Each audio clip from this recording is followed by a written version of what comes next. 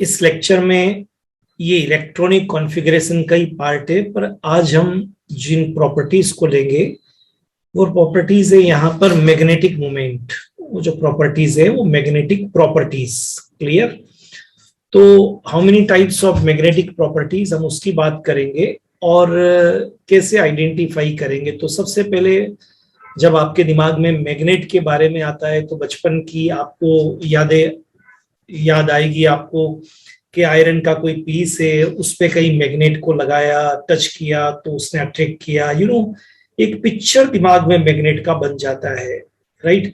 कभी हमारे घर में कोई स्पीकर पड़ा हुआ था, स्पीकर के बैक साइड में किसी जो पीस था उसको कहीं पर भी हमने टच किया तो आयरन उसके टच करते ही कि उससे अट्रैक्ट हो गया। बचपन में गेम खेलते थे, दो को पास में लाए तो दूर दूर हो रहे थे, फिर नॉर्थ साउथ पोल किया तो पास पास अट्रैक्ट हो गए।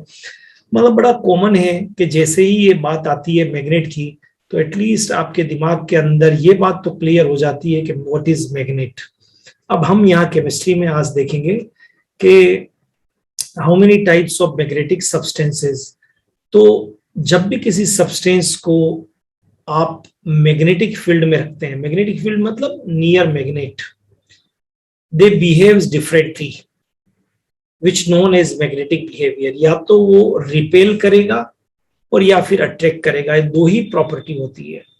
तो हम सबसे पहले देखते हैं कि मैग्नेटिक प्रॉपर्टी है क्या है।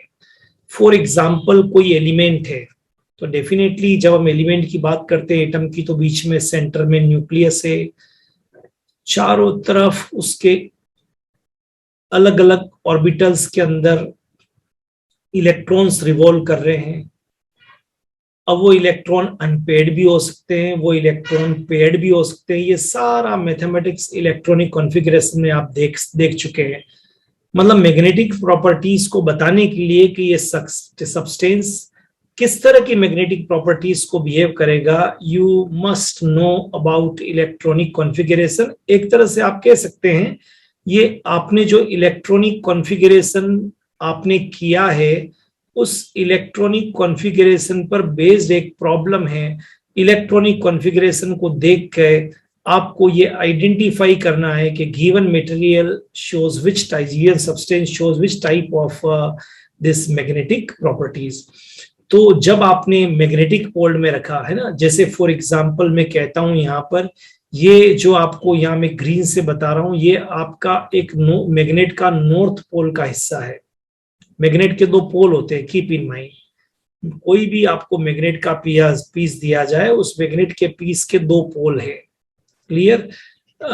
ठीक है, वो आपको ज्यादा ये लिख के बताना नहीं है, लेकिन कम से कम आपके नॉलेज में होना चाहिए। और ये बेसिक था आपके पास, ऐसा नहीं कि नहीं है। तो ये बेसिक आपके पास में था। एक उसका पोल जो था वो नॉर्थ था और दूसरा जो उसका पोल था वो आपका साउथ था। ये आपके नॉलेज में होना चाहिए। तो अब मैग्नेटिक फील्ड को अगर हम इनके बीच में रखें, मतलब मैग्नेटिक फील्ड के बीच में, नॉर्थ और साउथ पोल के बीच में अगर मान लीजिए आप किसी एलिमेंट को रखते हैं, तो एलिमेंट में क्या होंगे? इलेक्ट्रॉन्स होंगे और उसमें अनपेड इलेक्ट्रॉन है। मतलब when you right the electronic configuration तो वहां पर अनपेड है। तो आप क्या देखेंगे, इससे जो मैग्नेटिक फोर्स लाइन निकल रही थी वो भी इसके पास जाने की कोशिश करेगी, मतलब इसकी तरफ अट्रैक्ट होगी। मैंने देखिए एरो लगा दिया, मतलब मैक्सिमम मैग्नेटिक फोर्स लाइन इसमें से होके पास होगी। The substance which are attracted by magnetic field are called paramagnetic. Para means attraction. तो ऐसे substances जिनके अंदर अनपेड इलेक्ट्रॉन होगा, अगर उसको हम मैग्नेटिक फील्ड में रखेंगे तो keep in mind magnetic force line उसके अंदर से पास होगी। ठीक है? लेकिन कुछ सब्सटेंस जिसके अंदर पेड इलेक्ट्रॉन होते हैं, when you right the electronic configuration, तो वो जो मैग्नेटिक फोर्स लाइन जो मैग्नेट से निकल रही है उनको रिपेल करेगी। क्लियर? तो हमने कहा the substance which are repelled by magnetic field called diamagnetic. तो हम दो तरह की मैग्नेटिक प्रॉपर्टीज को भी फोकस करके देख रहे हैं, और भी होती है फेरोमैग्नेटिक एंड डिफरेंट, लेकिन अभी हम दो पे फोकस कर रहे हैं इस लेक्चर में, magnetic and paramagnetic and diamagnetic. तो जब किसी सब्सटेंस को आपने मैग्नेटिक फील्ड में रखा और वो अगर अट्रैक्ट हो रहा है, मैग्नेटिक फोर्स लाइन को अपनी तरफ अट्रैक्ट कर रहा है, तो keep in mind that is called paramagnetic. तो यहां पर जो इंपॉर्टेंट लाइन आपको ध्यान में रखनी है वो याद रखनी है, which are attracted by magnetic field. और इसमें करना है रिपेल्ड बाय मैग्नेटिक फील्ड, मतलब आप देखेंगे वो रिपेल कर रहा है। Clear? This is about paramagnetic and diamagnetic. Clear? और याद रखिए जैसे जैसे अनपेड इलेक्ट्रॉन बढ़ते जाएंगे वैसे वैसे पैरामैग्नेटिज्म बढ़ता जाएगा, ये बात भी आपको ध्यान में रखना है।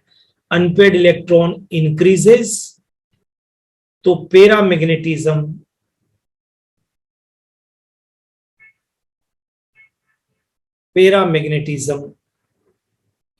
Keep in mind increases. ठीक है? लेकिन अगर किसी में केवल पेयर्ड इलेक्ट्रॉन है तो वो डायामैग्नेटिक है, वो सब तरफ से मैग्नेटिक फील्ड को कभी अट्रैक्ट नहीं करेगा, वो मैग्नेटिक फील्ड को रिपेल करेगा, वो मैग्नेटिक फील्ड को रिपेल करेगा। क्लियर? ओके। फॉर एग्जाम्पल आपको दिया है स्कैंडियम 21, तो आपने कॉन्फ़िगरेशन लिखा ऑर्गन, मतलब आप लिख चुके हैं 18 4s2 20 एंड 3d1। तो एक unpaired electron, yes this is paramagnetic because इसके पूरे इलेक्ट्रॉनिक कॉन्फ़िगरेशन में एक अनपेड है। पर जिंक 30, मतलब आपने पहले ऑर्गन लिखा inert gas 4s2 20 and 3d10, all electrons are paired, yes this is diamagnetic। तो पहली बात तो आपका आइडेंटिफिकेशन प्रॉपर होना चाहिए कि कौन सा पैरामैग्नेटिक है और कौन सा डायामैग्नेटिक है, उसके लिए आपको अनपेड इलेक्ट्रॉन जो है उसको देखना जरूरी है। ठीक है, चलिए आगे देखते हैं। अब सेकंड पॉइंट है magnetic movement. What is magnetic movement? अभी तक आपने देखा कि डायामैग्नेटिक पैरामैग्नेटिक क्या है, अब ये मैग्नेटिक मूवमेंट क्या है? मैग्नेटिक मूवमेंट का मतलब है वो जो आपका सब्सटेंस था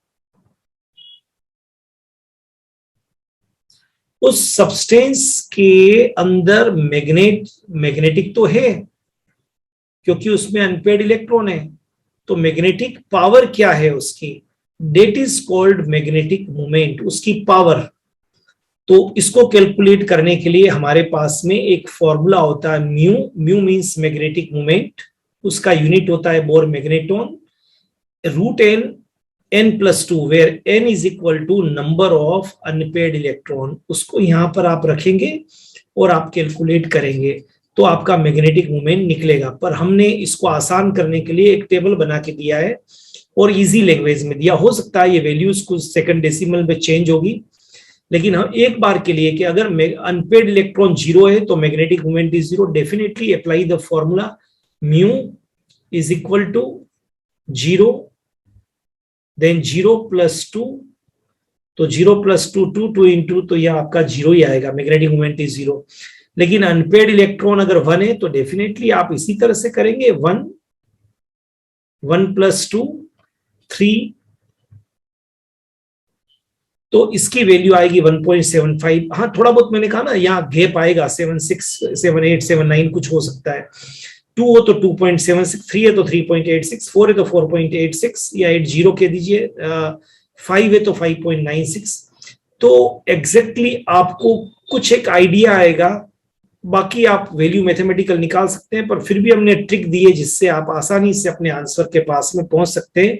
सेविंग इज अर्निंग, ज्यादा टाइम खराब नहीं होगा। तो मैग्नेटिक मोमेंट को निकालने के लिए वेरी फर्स्ट आपको फर्स्ट स्टेप जो करना है वो फर्स्ट स्टेप है कि right electronic configuration, this is first step. जो सेकंड स्टेप करना है आपको वो है कि काउंट करिए कितने अनपेड इलेक्ट्रॉन हैं। जो थर्ड स्टेप करना है आपको वो फॉर्मूला में आपको n की वैल्यू को पुट करना है और तब यू विल गेट आंसर। तो this is all about magnetic movement. तो आप वैल्यू भी आप निकाल सकते हैं मैग्नेटिक मूवमेंट की। ठीक है, चलिए तो वो टेबल को आप ध्यान रखिए। अब आपसे पूछा है calculate the total number of unpaired electron in follow, तो हम करके देखते हैं। सबसे पहले आप निकल 28 से पहले आप कॉन्फ़िगरेशन लिखना चाहते हैं तो आप पहले इनर्ट गैस लिखिए, मतलब आपने यहां पर 18 लिख दिया, फिर 4s2 लिखिए एंड 3d8 करिए। अब आप सेकंड स्टेप अनपेड इलेक्ट्रॉन निकालिए 1 2 3 4 5 डेफिनेटली। अब ये जो सेकंड वाला है, ये आपका इलेक्ट्रॉन जो है वो आपको पेयर्ड होगा यहाँ पर। तो 6 7 एंड 8 मतलब 2 अनपेयर्ड इलेक्ट्रॉन तो आपके पास में आ गया। इसके अंदर 2 इलेक्ट्रॉन्स जो होंगे वो अनपेयर्ड है, ये आपके पास में आ गया। ठीक है, ये आपको पहला काम करना। तो ये एक प्रॉब्लम हमने पहले काम पे दी है। दूसरा, सेलेक्ट पैरामैग्नेटिक एंड डायामैग्नेटिक। तो दूसरी प्रॉब्लम करके देखते हैं। जब आपको दूसरी प्रॉब्लम करनी है तो भी पहले क्या करना पड़ेगा, इलेक्ट्रॉनिक कॉन्फ़िगरेशन नियॉन मतलब 10 लिख दिया। फिर आपका आएगा 3s, फिर आएगा आपके पास में 3s2 मतलब ये आ गया आपके पास 12 और 3p4 तो 16। बट -2 मतलब आपको 2 इलेक्ट्रॉन को ऐड करना है तो 4 + 2 यहाँ आपके 6 हो जाएगा। अब आपसे पूछा है तो ये तो देखिए सारे इलेक्ट्रॉन पेयर्ड है, यहां भी पेयर्ड है और 6 है। 1 2 3 4 5 6 ये भी पेयर्ड है। तो फिर जब सारा है तो ये हो गया डायामैग्नेटिक, आप डीएम लगा देंगे। तो वापस वैसे ही, तो दूसरी प्रॉब्लम हमने पहला अनपेयर्ड इलेक्ट्रॉन निकालने के लिए बताया, दूसरा डायामैग्नेटिक पैरामैग्नेटिक के लिए बुलाया स्टेप वाइज, और थर्ड आपसे कहा मैग्नेटिक मोमेंट निकालिए। इसके लिए भी पहली 2 स्टेप को करना पड़ेगा, तभी आपको मिलेगा कि आप कर सकते हैं, अदरवाइज नहीं कर सकते। और वो स्टेप क्या है, पहले मैग्नीशियम के लिए लिखिए नियॉन, इसका होता है 18। फिर आप करिए यहां पर नियॉन के बाद में 3s2, ये हो गया आपका 20। ऑलराइट, तो ये सॉरी ये 10 हो गया नियॉन का, और ये आपका कौन सा हो गया 12। तो अब इसमें तो आप सारे इलेक्ट्रॉन पेयर्ड है, मतलब दिस इज डायामैग्नेटिक। जैसे ही डायामैग्नेटिक आएगा आप बोलेंगे इट्स मैग्नेटिक मोमेंट इज 0।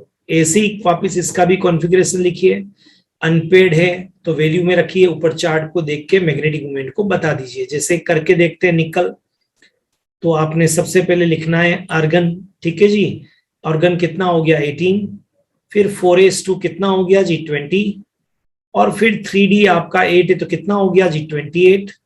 अब आप इसका अनपेयर्ड इलेक्ट्रॉन 1 2 3 4 5, तो 1 2 3 4 5 6 7 8, 2 अनपेयर्ड इलेक्ट्रॉन, यस ये पैरामैग्नेटिक हो गया।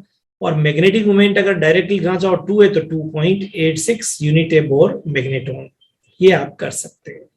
ठीक है, बराबर। तो ये सारी प्रॉब्लम्स है जिनको आप प्रॉब्लम्स करेंगे तो आपको फायदा होगा। नेक्स्ट देखिए 5 number, select the species having 6 unpaired electron. तो सबके इलेक्ट्रॉनिक कॉन्फ़िगरेशन देखिए, एक ही काम करना है आपको, कोई दूसरा काम पूछा नहीं है यहाँ पर। सबके अनपेयर्ड इलेक्ट्रॉन लिखिए और कुछ जिसमें 6 हो उसको सेलेक्ट कर लीजिए, यही काम आपसे हम कह रहे हैं, जिसमें 6 है उसको आप सेलेक्ट कर लीजिए। ठीक है, फिर 6 नंबर पूछा सेलेक्ट 2 पॉइंट मतलब 2.8, इसका मतलब है कि आपको इन सबका इलेक्ट्रॉनिक कॉन्फ़िगरेशन लिखना है और लिख के देखना है कि किसमें 2 अनपेयर्ड इलेक्ट्रॉन है। जिसमें 2 अनपेयर्ड इलेक्ट्रॉन होंगे मान के चलिए वही आपका क्या होगा बोलिए, पैरामैग्नेटिक, और जिसका 2.86 बोर मैग्नेट्रॉन मैग्नेटिक मोमेंट होगा, लेकिन 2 अनपेयर्ड होने चाहिए। विच इज पैरामैग्नेटिक, सबका इलेक्ट्रॉनिक कॉन्फ़िगरेशन लिखिए, सब में देखिए जिसमें भी अनपेयर्ड इलेक्ट्रॉन नजर आ जाए वो आपका पैरामैग्नेटिक हो जाएगा। ठीक है, अब पूछा कितना अनपेयर्ड इलेक्ट्रॉन है, वापस कॉन्फ़िगरेशन, कितना मैग्नेटिक प्रॉपर्टीज है, तो ये सारी चीज इलेक्ट्रॉनिक कॉन्फ़िगरेशन पे डिपेंड करेगी। तो 2 चीजें हमने आपको बताई है, पैरामैग्नेटिक एंड डायामैग्नेटिक। हर चैप्टर के अंदर ये काम आएगा, पैरामैग्नेटिक एंड डायामैग्नेटिक, पूरी इनऑर्गेनिक केमिस्ट्री में, ऑर्गेनिक में, जहां भी। तो you have to write electronic configuration. अगर आपको अनपेयर्ड इलेक्ट्रॉन मालूम चल जाता है तो बताइए पैरामैग्नेटिक, और अगर सारे पेयर्ड है तो आप बोलेंगे डायामैग्नेटिक। क्लियर। अच्छा, कुछ आयरन कोबाल्ट निकल हैं उनको हम आगे पढ़ेंगे, उनको फेरोमैग्नेटिक, फिर एंटी फेरोमैग्नेटिज्म, एंटी फेरी मैग्नेटिज्म, बहुत सारी चीजें हम आगे करेंगे। बट ये जो लेक्चर है वो हमारा डायामैग्नेटिक और पैरामैग्नेटिक पे फोकस है। अच्छी तरह से प्रैक्टिस करके इसको देख लीजिए। बिगिनर्स के लिए ये बहुत जरूरी है कि पैरामैग्नेटिक